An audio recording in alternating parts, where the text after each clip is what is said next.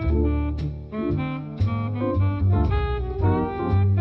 everyone, I'm Hannah. And I'm Celine. And welcome back to our first episode in like a week. Yeah, so we actually skipped last week because we had a debate tournament and we were like really tired. So yeah, and we were gonna film online, but then we couldn't. So yeah, so you know, life kind of just took its course. Yeah, we're back at it again this week with your regular scheduled news updates. Mm-hmm. So tune in because this week has some. All right, I'll start because mine's the best. Oh no, I wanted to start with the Olympics. I don't care. Shut up. Oh. You can start later. Anyway, we're gonna start off with some good / kind of sad news. I don't really know. It's good, but it's also like kind of like. It's good, but in a sad way, you know? Okay, just talk about it. It's sad that it's good, but it is good. Okay, you know what? Does that make sense? No. Okay. It doesn't. It actually does. No, it doesn't. Basically, so just talk. ISIS. What is ISIS, Celine? ISIS is a very extreme terrorist group that we have talked about before. They're like primarily in the Middle East, and they were basically like created to like follow it's called like the Islamic State. Like, yeah, like it's like a very extreme interpretation of like the Islam religion to like the point where it's like they resort to terrorism as a way to like express their values and like their beliefs. So they're very extreme. So they use violence like a lot, and they take part in a lot of violent activities. Like they're a terrorist group, you know. So. Yeah.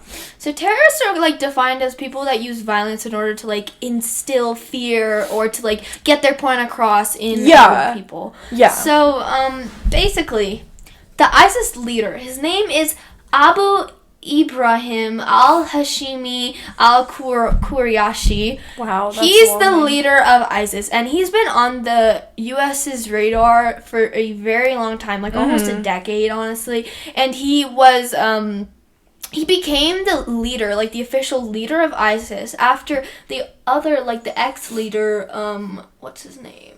Abu Bakr al-Baghdadi.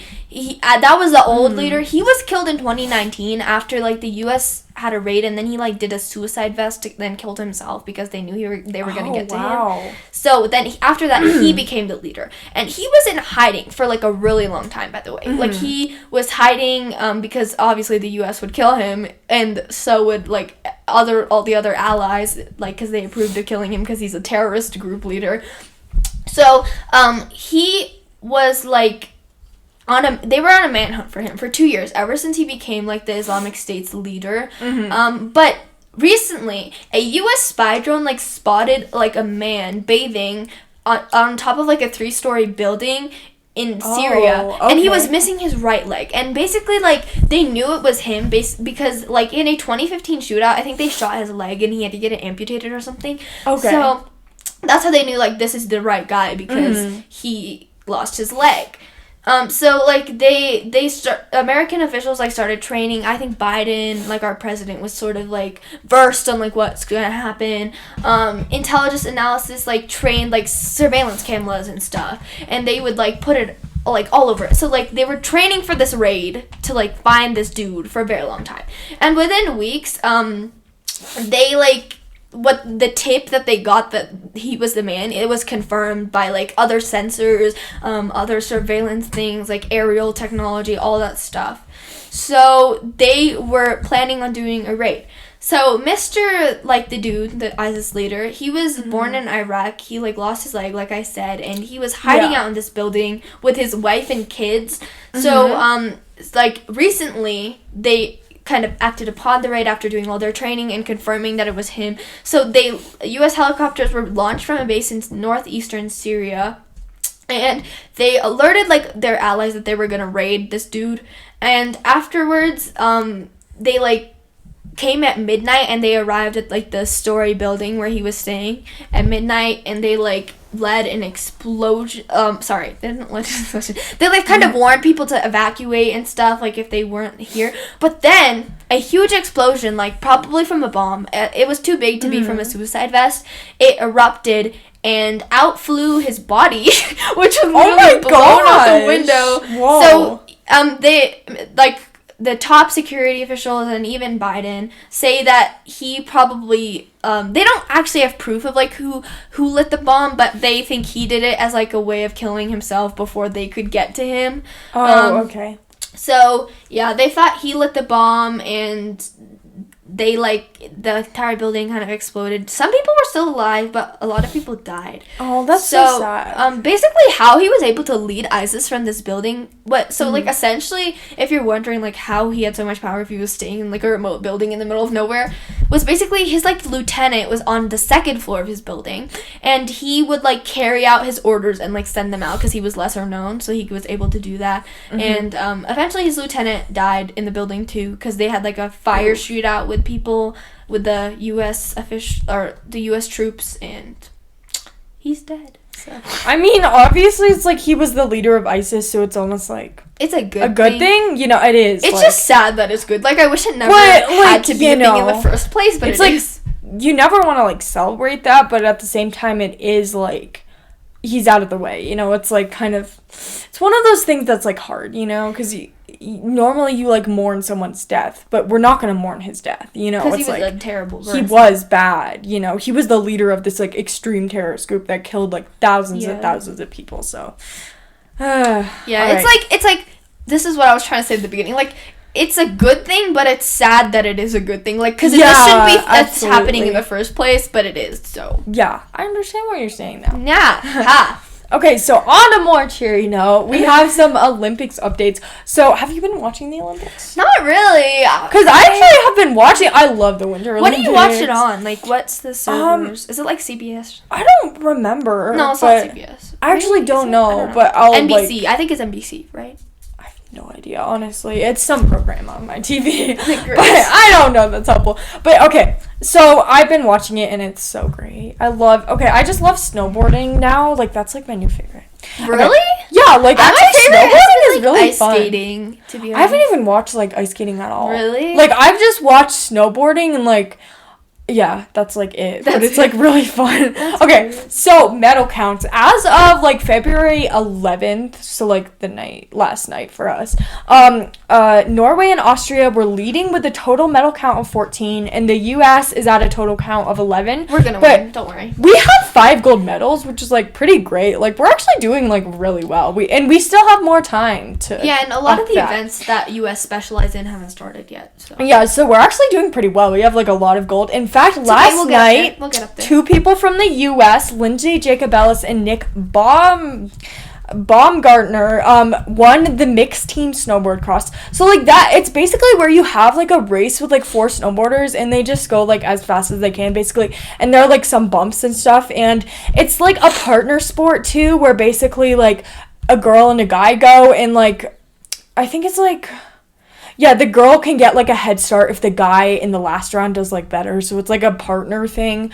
But Lindsay Jacobellis, she's 36 years old. And Nick, the guy, is 40 years old. He's, like, the oldest American snowboarder in Olympic history, which is, like, pretty cool. And they both won the event. And that was just great for them because they got a gold medal, obviously. They're from the U.S. And, like, they weren't exactly expected to win because they were both, like, really, like, older than the rest of the competition. But it was kind of just, like, it was great for them. Yeah. And then, yes. So then something kind of happened with, like, a Russian figure skater, which isn't so great. So wasn't he, like, getting drugs or something? She, yeah. Didn't she take drugs? Yeah, basically. Yeah. So her What's name... it called? There's, like, a... Yeah, it's doping, just with a doping. Yeah. Okay. So Camila Valieva, she's 15 years old, by the way, which is, like, really young. Oh, I didn't know that. Yeah, I didn't know that either. And then the article was, like, 15-year-old Camila, and I was like, wow, okay. She's from Russia, by the way. She was, like, the first female figure skater to, like, conduct a quad, which is, like, kind of, like, cool for her. But also, you know, if there's a catch. In December, she, like, submitted a routine doping sample, which is like testing to see if you have certain drugs in your system that are like banned during the Olympics that like improve your performance like unfairly. Yeah. So like the lab, like they did the thing and they found there was a banned drug in her system, but like the results of the test weren't returned for like 6 weeks. So it was after she had competed in her event when they finally came back, and she had tested positive for this one drug called trimetazidine or something. I can't even pronounce it. But, like, basically, she competed in her event, and then after her test came back, and she tested positive for, like, a banned substance. But some people are like, oh, yeah, the drug wouldn't even do anything to, like, help her performance. Like, one doctor was like, if anything, it would probably hurt her performance. But, like, some people disagree because it can give someone an advantage because, like, this specific drug, like, it, like, improves, like, your oxygen, so it can help you, like, do better, like, especially for ice skating, it can make your stamina better, so, like, and it's listed as, like, hormone, like, a hormone, what's the word?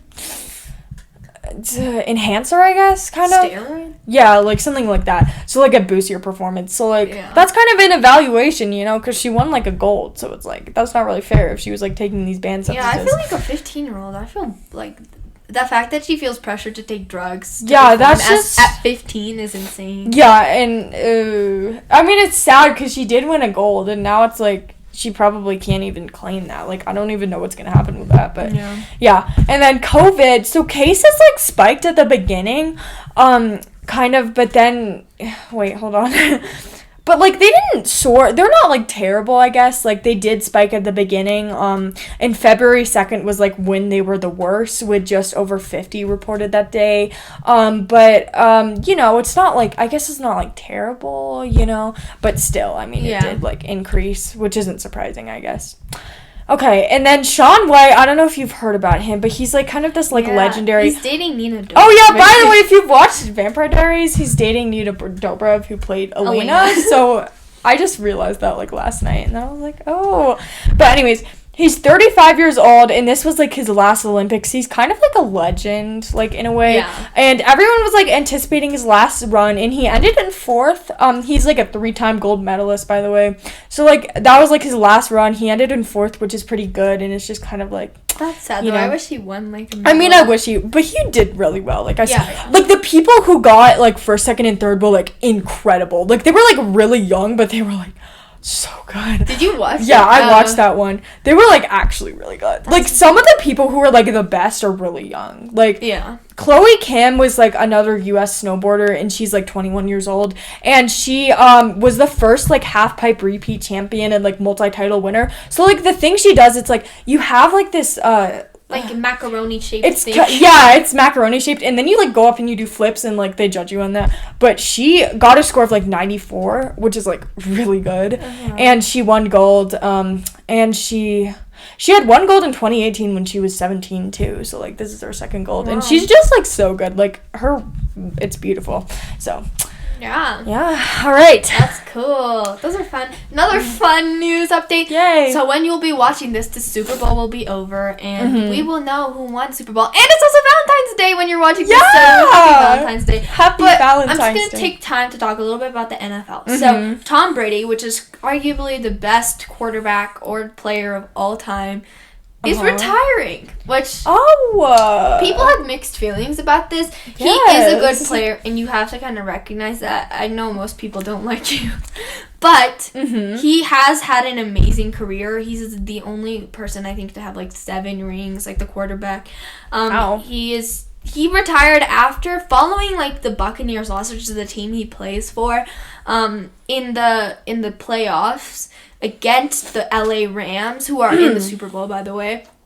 So he said he's happy with his decision to retire, and he will miss playing, but he really thinks that, like, he wants to have time to do some other things, and everyone's just kind of celebrating his career because he did have a very amazing career. He won 7 Super Bowls. Obviously, like, sorry, I interrupted you. No, you're good. Again, not my favorite, but, like, I have to respect him because, views on him as a person is very subjective, but, like, his playing, it's kind of, like, he's good. You can't deny that. Definitely. And I definitely think he has matured over the years, and he's done a lot of work with, like, kids with cancer, and I feel like that is nice. His career is amazing, so all respect to him.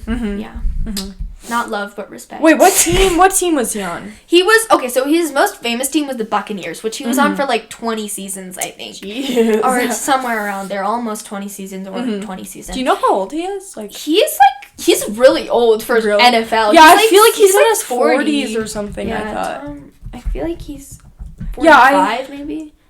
44. He's 44. Jeez. Yeah. So I mean, obviously he's like old enough that he can retire. Like, it's not honestly, like he won the Super Bowl last year, and I feel like he should have retired then, because then it would have been like he ended off in like a good But note. then he thought he could do it again. He honestly probably could have, but the Rams are just too good for him. Even though I'm rooting for the Bengals, but whatever. Yeah, we all know who you're rooting for.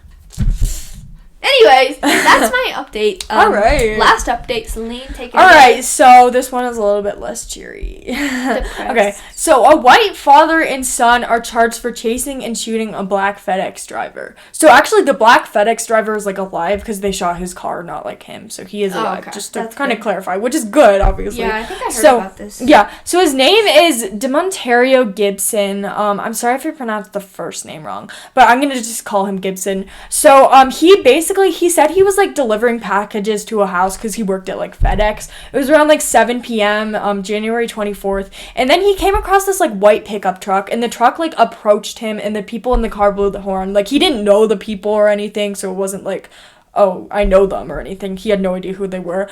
So he was driving like a Hertz rental van, but he was wearing like FedEx clothing. And he said that he thought he was like in the way of the truck, so he like tried to leave, but the truck swerved towards him and like basically tried to cut him off. So Gibson drove his van like down the street when one of the men in the truck like came out in the middle of the road and pointed a gun at his car, trying to get him to stop. So then Gibson tried to communicate to the man with the gun, like, he didn't want to stop, so he shook his head, and then he swerved around the man to get away, and then, Gibson said he heard, like, at least 5 bullets hitting the van, so he's like, I need to get out of here, like, so he left the neighborhood. He called one of his FedEx managers to tell them that someone was trying to shoot at him, and then he tried to, like, get back to the station as fast as he could, but the truck, like, continued to chase him, even out of the neighborhood. Wow. So, yeah, that was kind of scary. So, basically, like, this truck of these people he didn't even know were just, like, randomly shooting at him and, like, chasing him out of the neighborhood. So, Gregory Case was the name of the man driving the truck, and Brendan Case was the name of the man pointing the gun. So Gregory, the man who was driving the truck, is actually Brendan's father, so like they're related. So Brendan, who was the one who shot the gun, the son, was charged with feloniously, like, attempting to cause bodily injury with a firearm, and then Gregory, the father, who was driving the truck, was charged with unlawfully and feloniously conspiring to commit harm. But some people feel like they should be charged for, like, attempted murder instead of, like, just, like, feloniously bodily harm and stuff. So, and another thing that's kind of, like, maddening about this is that, like, the cases, like, the 2 guys who were, like, father and son, they weren't even arrested until 8 days after this happened.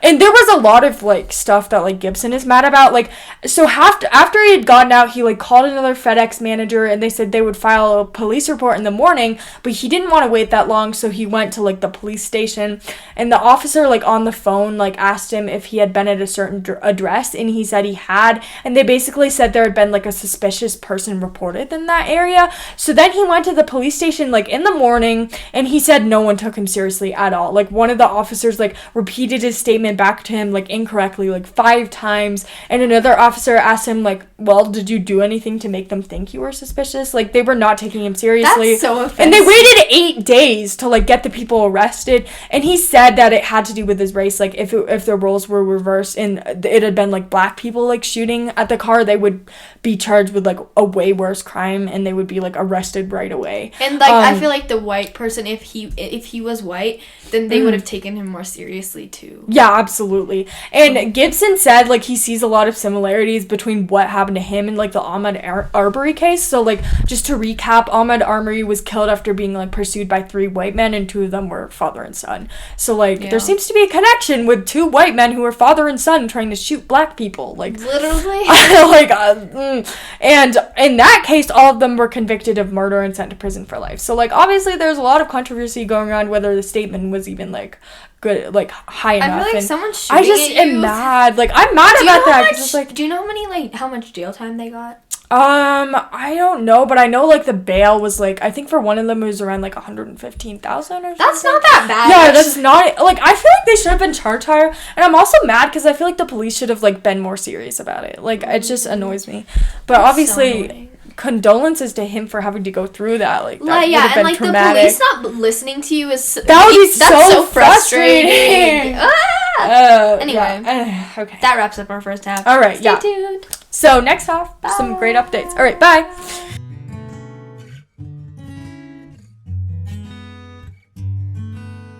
Welcome back from the break. Welcome back. Is my microphone on? So, would you like to start? Yes. All right. So let's start off with a little bit of Russia and Ukraine updates because we all know that they're in a crisis. Necessary. So, some people expect that Russia may invade Ukraine before the Olympics even end. So, like, you should be worried. All right, anyway, so Biden is going to talk to Putin, like, over a phone call on Saturday. So, like... Oh, he did. I literally saw... Okay. Oh, wait, he did? I'm going to provide because I did the update last night. Yeah. No, night. I can't... I think, like, the main thing on the call was that he literally was like, yeah, if you invade, we're literally going to economically sanction He said we're going to... They said if they invade, we're literally going to sanction you. Like, you do not want to invade. No, he said that they will decisively and impose swift and severe cost if Russia invades Ukraine. Yeah. Quote, unquote. So... Yeah, so, and also NATO, too, like, so NATO was basically, like, built to, like, with Russia kind of as an enemy, because it was, like, built to, like, okay, combat. what is NATO? Okay, so NATO's, like, this military treaty organization with, like, 30 countries, like, the U.S. is, like, one of the countries, and, like, Turkey, and, like, France, stuff like that. Like, Western Europe? Mm-hmm. There are a lot of countries, like, in NATO, and basically, it was made to, like, keep out the Soviet Union and, like, fight communism, and now, like, one of their main enemies is still, like, Russia. Like, they don't like Russia, and they're going to, like, take action if Russia were to invade Ukraine. Mm-hmm. NATO literally said, like, we're gonna support Ukraine. Like, obviously they're not gonna support Russia. So anyways, there's that. So, like, and then of course the US is like, we're gonna place sanctions on you. So if they were to invade, like, that would just be stupid. Like, the whole world would hate them. Yeah, and a little bit of background. We talked about this in past news updates, so I feel like it's a bit redundant, but I'm just gonna do it for new listeners. Yeah. And also, if you want more in-depth, check out our last news updates. Mm-hmm. But basically, like, the reason Russia... So, during the Soviet Union, the borders were kind of weird. So, when the Soviet Union died, which is, like, a group of communist countries... Right. Ukraine became independent, and so did Russia. But there's this place in Ukraine called Crimea... And it had, like, a Russian population that made a huge fuss about being, like, independent from Russia. And so... Russia was like, oh my god, they're making a fuss. So they invaded Ukraine and took it away from, or they invaded Ukraine and took Crimea away from Ukraine. And ever since they've had, like, this huge border conflict, and they're really, like, Ukraine and Russia are, like, fighting over that border, and Russia's placing troops and threatening to invade it, so. Yes, thank you. That was quick. We like a good quick. Okay, so anyways, the U.S. is advising anyone in Ukraine right now to get the heck out in the next 48 hours because, like, if you're in Ukraine when Russia, like, invade, if they were to invade, if they did invade while you were in it, like, that would just be dangerous for you and you, So, if you're in Ukraine right now and you're, like, an American citizen...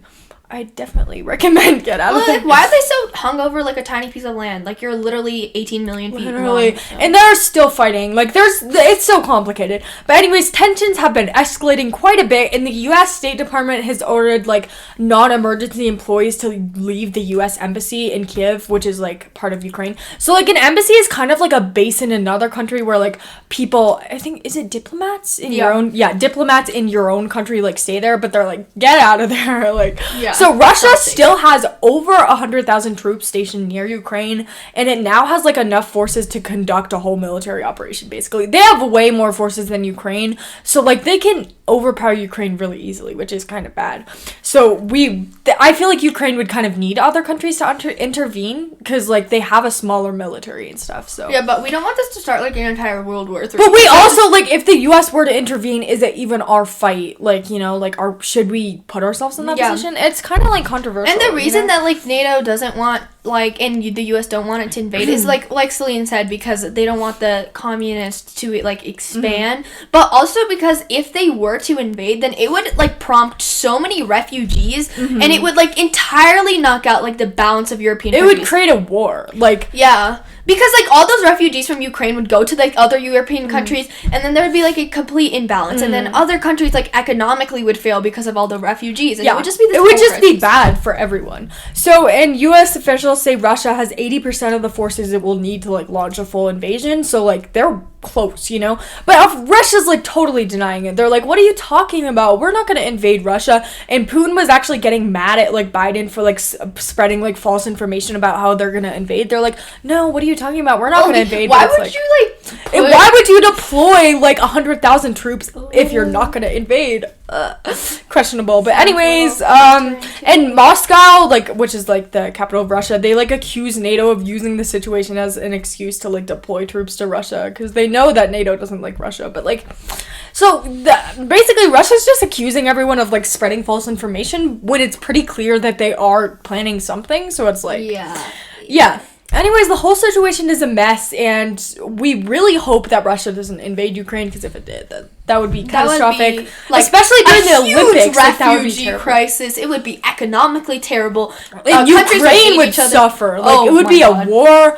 Russia would suffer too. Like, all the other European countries that are like supposed to take in refugees would suffer too. The U.S. Like, oh my god, it would just be crisis. Even though we're like across the world, the U.S. we would suffer from that. Absolutely, okay. We would feel the effects. So, anyways. Let's hope for the best. A little bit of cheery news before we continue to more depressing news. Good. Rihanna is expecting a child. Oh, yay, Rihanna. So Rihanna, like diamonds in the sky. I think right like a diamond. Literally stop. Under my umbrella. Ella. Okay. Anyway. Go on. Basically, Rihanna, she was the first female singer to become a billionaire. Mm-hmm. And she literally is... Like, everyone thinks she's the most beautiful and amazing person. She's preggers. Yeah, she's so pretty. She has really pretty eyes. Like, yeah. That was off topic, but I don't know. She does. She is, like, a fashion mogul. She's a singer. She's an entrepreneur. She has her own makeup line, which, like, literally, I think that's what helped her be a billionaire. Successful. She's super successful, and she's from Barbados, so she's, like, known as the Queen of Barbados, I think. Do you know, is she, like, married, like... Okay, so she is having her baby with... rapper A$AP Rocky, which is also another famous rapper. They're not married, but they are still together. Okay. And I think they, like, a lot of, like, pop singers don't get married. A lot of couples just have kids, like but Gigi don't get married. and Zayn. Yeah. Like, they just have kids and they're not Although married. they broke up. Yeah, that's a bad example, actually. Oh, yeah, maybe we shouldn't. Yeah. But anyways, yeah. But, I think they've been on and off for, like Gigi. Oh, my God, it's literally Gigi and Zayn. Okay, but they're not going to break up, They're not going to break up, I hope. That would be so sad. Cross your fingers. But I think they, like, met in, like, the 2010s, like, early 2010s. Wow. Maybe even 2000s. But basically, like, A$AP Rocky and him, they, like, posted, like, a magazine posted photos of her pregnant belly. And that's how everyone found out. And everyone was going crazy. But they didn't say anything themselves, so they're like... Oh, they're being all mysterious. But then Rihanna started posting photos with her pregnant belly, and it was officially official, and it was That's so really great. cool for them. Yeah. He said... A$AP Rocky actually talked about Rihanna before and said that she was the love of his life, and they seem very in love, and I hope all the best for them and their baby. That's so exciting. Because that's gonna be one famous baby too. Like, imagine if your parents were like these famous singers, but also they're very like successful and hard workers. So yeah, definitely. And if you want to see some of like their photos, go to Rihanna's Instagram. I think it's like Bad Gal Riri or something. Okay. Yeah, or you could just Google it, honestly. So. Yeah. That's awesome. Rihanna's kind of an icon. That was a very positive note. You know, I wish we could just end off on that, but unfortunately not. Okay, so my next one is... it's a bunch of... Yeah, anyways. So Representative Joyce Beatty accused Representative Hal Rogers of saying, quote, "kiss my ass" after she asked him to put a mask on. That's not, like, a representative should not be saying. You're literally representing our country. Like, what are you doing? I'm sorry. That's embarrassing. Beatty, who's, like, the chair of the Congressional Black Caucus, she said basically what happened, she was, like, heading to the White House floor for votes, and she asked her colleague, like, Representative Hal Rogers, to put on a mask while boarding the train, and then he poked her in the back, demanding her, like, get on the train, and then she asked him, like, please don't touch me, and he said, quote, "kiss my ass." So that was like very not good of him. How are people like that in power? Like, not only did he like poke her in the back, which you shouldn't just like poke someone in the back like that. Like that's just bad. But he also was like, kiss my ass. So Beatty basically, yeah, she's very unhappy about this. She's speaking out about this, and then Rogers, who's like the guy who like did all this, he said he apologized, saying his words weren't acceptable. But Beatty said the situation would have been different if he were black. Like she basically said he had white privilege, which I kind of agree with, you know, like like I feel like he would be like in the spotlight more, people would hate him more if he were like black. Like I feel like he's getting away with it more because he's white almost, so it's like, yeah, that's frustrating. And it's just very frustrating for her, but I'm glad that like other people are recognizing what he did was wrong. And that was the second time she had to remind him to put a face mask on too, because it's like mandated in the House chambers. So anyways, yeah, that was just a quick update about some. I feel like it doesn't matter your opinion, but you just have to respect people, and like the fact that he said that just shows that like the respect that, is dwindling. And he's literally like a representative. Like you should know by now to like, not. Kids are watching them and thinking that's okay. Yeah, that's just so depressing. I'm sorry. Anyways, last update. So before I do my last update, I just want to give like a quick shout out to Bob Saget, who is like a really famous comedian, and a lot of people like really looked up to him. I've watched some of his skits, and he's like a really good comedian. And recently he has died from head trauma, and he had like skull fractures and stuff. I think he had COVID-19 and like got a blunt head injury that, and so like just all respect to him and his family and everyone who's like met him and like loves him or just looks up to him, because he was a really good comedian, and we hope that he rests in peace. Yeah, absolutely. Yes. Okay. And our last update of the day is on a good note, hopefully, because all of that news was like half depressing and half fun. Yeah, some of it was good. Like Rihanna. Dolly Parton, who is like a legendary, iconic, amazing, iconic singer, actually has a theme park called Dollywood, which is like a play on Hollywood. I thought that was funny. But that's kind of cool. I Dollywood as like a theme park, and she like of course it's her theme park because it's named after her, but she actually sent a public statement that said that all employees at her theme park will go to college with all expenses pays, miscellaneous, including textbooks, full tuition, supply fees, etc. That's so nice. Literally. That's like actually, I need to work there. Like, I was thinking like, for real. I think it's in like Tennessee or something. Wait, that's so nice though. Literally, this education perk is available to all employees. You could be like an older person who like didn't have the chance to get a higher education because you couldn't afford it, and then go to college to get a degree. Yeah, you could do that. It's open to part-time, full-time, half-time, all employees. Oh my god. The coverage starts on February 24th, which is like 2 weeks from now. So Dollywood is known for like caring for its employees. They also have like this thing where they give like they pay for like a portion of like childcare for employees who need childcare. They also like give like free meals to whenever they're working like on the shift, so you don't have to go out and buy lunch, which is really nice. That is nice. And this, although like this is a huge act of kindness, I just want to use this like kind of like gateway and to like talk a little bit about like college debt and how like it kind of stops people from going to college. Like since this is just like one theme park in the country, but like thousands of other kids who don't live near Dollywood or don't work at Dollywood, which is like majority, like 99% of people. 99.9. Yeah, literally. So like tuition and fees for like a private college are around $50,000. It's a lot of money. And for in-state schools, $25,000, which is a lot. Yeah. And this is like a significant increase of college because of inflation and other things in our economy. And a lot of students said that like ever since like COVID struck and they have like a sharp economic like shutdown, they have not been able to pay that. And even if they get into their dream colleges and top universities, they're unable to pay for it. And that's like one of their top concerns, according to the Princeton reviews.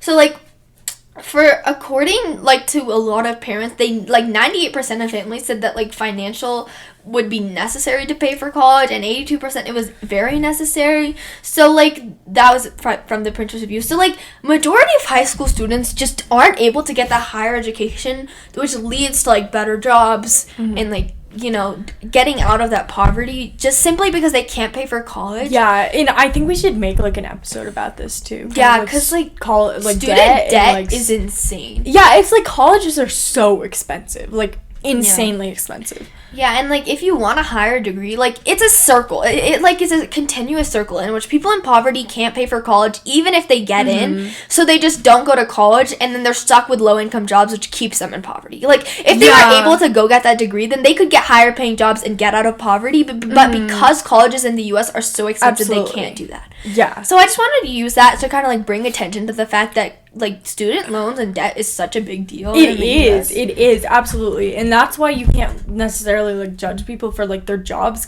or, like, not going to college because you don't even know, like, their situation, you know? Yeah, like, you don't know if they can pay for it. Absolutely. So, I mean, it's just even sad. Loans, like, don't cover everything. Because you have to have some things that you have to pay for, like textbooks and stuff. And, like, some people can't even cover the cost of textbooks because those are, like, hundreds of dollars a piece. It's so expensive. Literally. Like, especially the better colleges, of course, are more expensive. You know, that's just how it works. I was actually, like, watching a YouTube video of this girl who got into Harvard and had to go to, like, a local community college because she couldn't afford it. So, like, it's a huge thing. And even if you can go to college still, like, not being able to go to your dream college that you got into is such, like, it's dismotivating. It's so sad, you know, because it's like you deserve to get in there, so. Yeah. Yeah. And I think that's just really important to, like, because we're privileged, obviously we can, like, we can go to school and buy our supplies, but a lot of people can't do that. So it's just important to, like, recognize that, and we will talk more about it. And it's even worse in, like, other countries who can't even go to high school. Yeah, some people can't even go to, like, middle school or, like, elementary school. Yeah, and some education, people don't have, like, any access. Everyone's like, school sucks, but it's so important, and it's like, yes, I get it, it's annoying sometimes, but you should be grateful that you have that opportunity. As much as you hate school, there's so many kids across the world who would die to be in your situation, and to be able to get up and go to school every morning. Like, there's so many kids who would be so grateful if they were in your situation, so be grateful. Like, I get that it's annoying and it's like you stay up doing assignments, but at the same time you have this opportunity, which is something that many people don't have. So take advantage of it and be grateful. Yeah, exactly. So on that note, gratitude, you know, just remember all the things that you have, you know. Yeah. So. All right. And enjoy the Super We're Bowl. grateful to our listeners. Have a great Valentine's Day. That's my good news for today. Yes, happy Valentine's Day. I hope you have a Valentine. Yeah, my Valentine's my dog. We don't have Valentines. Otherwise, we would, like... Speak for yourself. Me and my dog are Valentines. Okay, I'm sorry. Sure. You do that. You have fun with that. Anyways. Enjoy the Super Bowl. Enjoy Valentine's Day. Have a great week. All right. Thank you so much. Bye.